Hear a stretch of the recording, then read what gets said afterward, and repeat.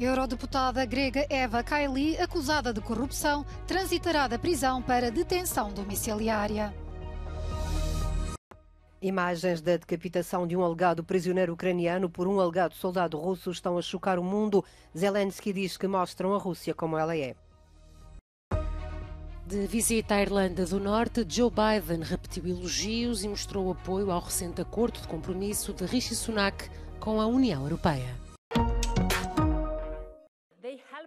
A eurodeputada grega Eva Kaili, acusada de corrupção, transitará da prisão em Bruxelas para o regime de detenção domiciliária com pulseira eletrónica na mesma cidade.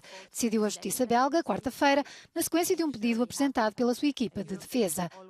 A ex-vice-presidente do Parlamento Europeu está acusada de participação em organização criminosa, corrupção e branqueamento de capitais, por alegadamente ter usado a sua influência política em troca de dinheiro para serem aprovadas decisões legislativas favoráveis ao governo do Qatar e de Marrocos.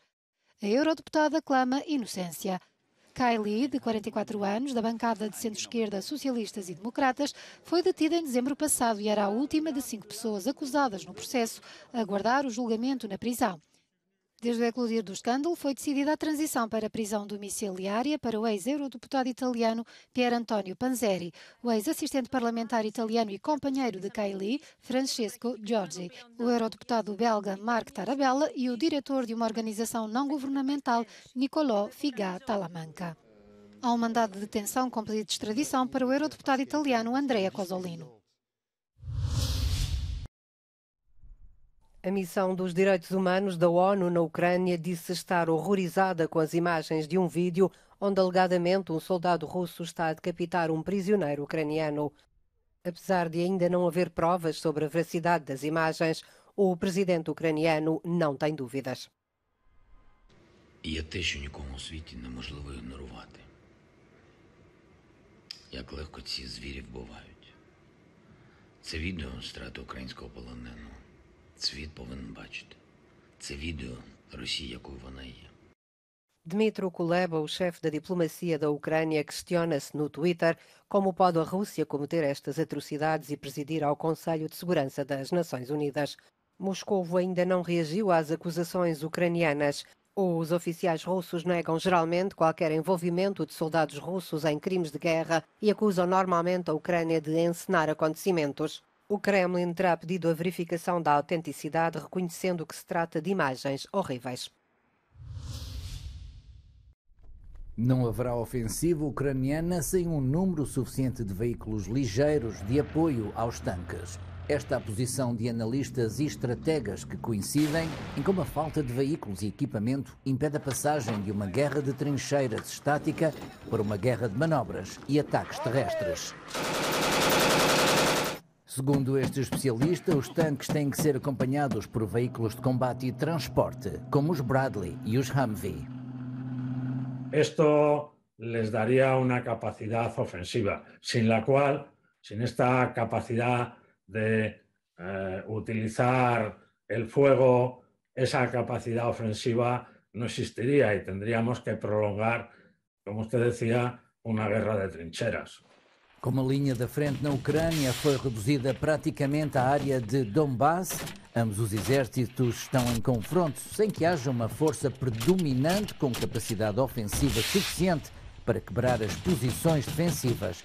Esta situação pode mudar para uma guerra de manobras, uma vez combinados diferentes tipos de armamento. Combined arms is when you combine infantry, armor or mobile protective firepower, tanks, offensive and defensive fires, engineers, aviation, and joint capabilities. We're trying to give the Ukrainians the means to conduct this combined arms warfare. In other words, to break out of these static World War I style lines and begin to conduct offensive operations that could actually put the Russians into retreat and allow Ukrainians to reclaim some of their territory. Con las cifras que tenemos ahora, desde luego ni la parte rusa ni la parte ucraniana tienen capacidad para poner en marcha esa ofensiva.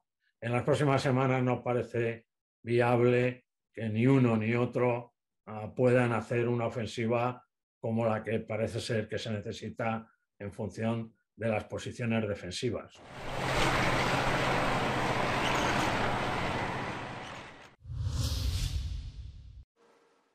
Os serviços de segurança dos Estados Unidos estão a remover céu e terra para encontrarem a fonte de fuga dos documentos do Pentágono. O Pentágono tem conhecimento de pelo menos 2 séries de fugas de informação, mas pode haver outros documentos secretos publicados anteriormente. O secretário da Defesa, Lloyd Austin, declarou: I've been convening senior department leaders daily on our response, and I've directed an urgent cross-department effort. And we've referred the matter to the Department of Justice, which has opened a criminal investigation. Now, I can't say much more while the Justice Department's investigation is ongoing, but we take this very seriously.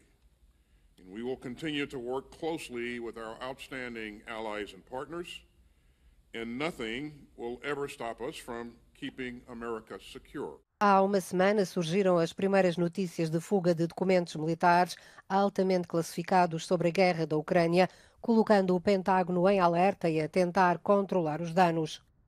Não há uma resposta clara sobre quantos documentos foram divulgados. A Associated Press diz ter visualizado 50, mas poderá haver centenas.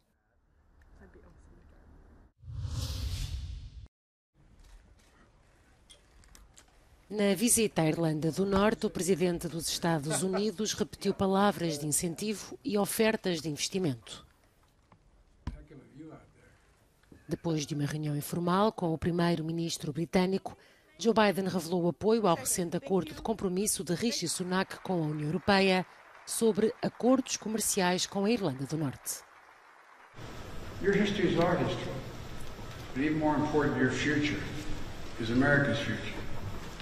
Today's Belfast is a beating heart of Northern Ireland and is poised to drive unprecedented economic opportunity and investment in communities across the UK, across Ireland, and across the United States.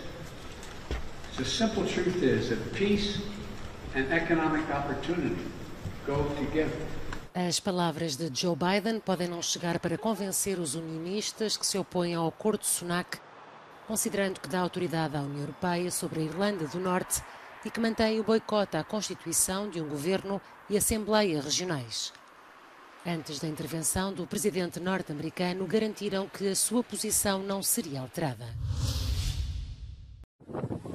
A Organização Internacional para as Migrações registrou 441 mortes de migrantes na rota do Mar Mediterrâneo Central nos primeiros 3 meses do ano. De acordo com estes dados, trata-se dos 3 meses mais mortíferos para os migrantes desde o mesmo período em 2017, quando pelo menos 742 pessoas morreram nestas águas. A organização considera esta rota como a travessia marítima mais perigosa do mundo e pede às autoridades para reforçarem as operações de busca e salvamento, tendo em conta as limitações das ONG. Houve muitos casos sem qualquer resposta aos pedidos de socorro que resultaram em dezenas de vítimas. Os chamados naufrágios invisíveis só são conhecidos porque as embarcações são dadas como desaparecidas. A Itália é um dos países mais afetados por este problema. Desde o início do ano, chegaram ao país mais de 31 mil migrantes, 4 vezes mais do que no mesmo período de 2022. As ações para travar as alterações climáticas estão a ficar para trás na agenda das Nações Unidas, mas os investigadores acreditam que 2022 pode ter sido um importante ponto de viragem. De acordo com um relatório da Ember, um grupo de reflexão independente sobre energia, o ano passado pode ter representado o pico das emissões de carbono. O documento analisa os dados de energia relativos a 78 países, que representam 93% da procura global de energia. Os dados mostram que a descarbonização do setor energético está em curso. Um crescimento recorde em energia eólica e solar levou à diminuição das emissões provenientes da produção de energia para o seu nível mais baixo de sempre. A energia proveniente de fontes nucleares ou renováveis atingiu 39% das necessidades a nível mundial, igualmente um novo recorde. As energias hídrica e nuclear continuam a ser as maiores fontes mundiais de energia não fóssil. A invasão russa da Ucrânia levou igualmente muitos governos a repensarem as importações de combustíveis fósseis e a acelerarem a eletrificação das suas economias.